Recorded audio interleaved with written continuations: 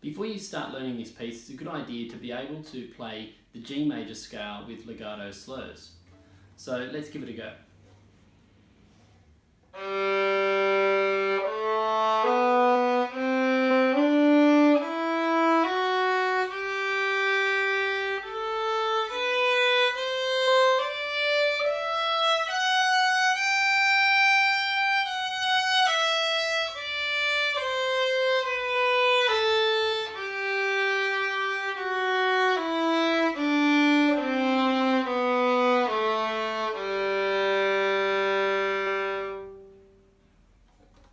Once you can do that, now you're ready to learn the piece.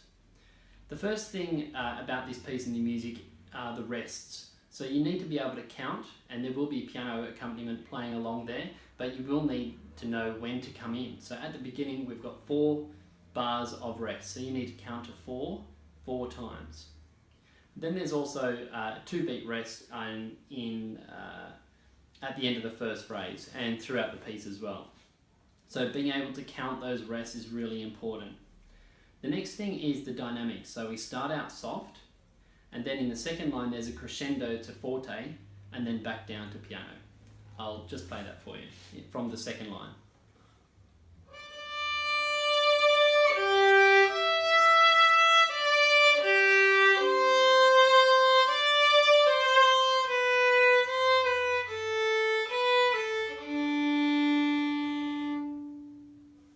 So make sure that you include dynamics in your practice because they're really important. So using more bow, faster bow, and a little bit of bow pressure as well, and then the opposite for the piano parts.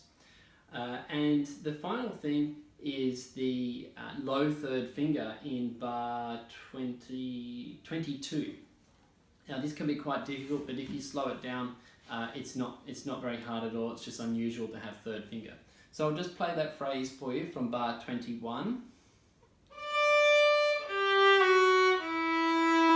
And then low 2. And then low 3 on D string.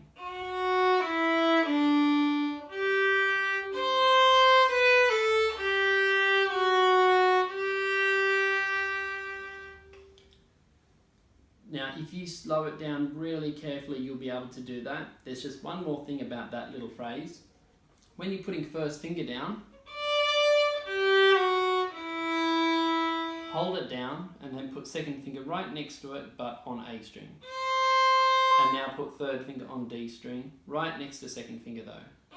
And then when you take 3 off, you've got 1 still there from the first time that you put it down. Okay, so put 2 next to 1. Now put 3 next to 2, except on D string. And there's 1. So these are the tips for Wild Honey.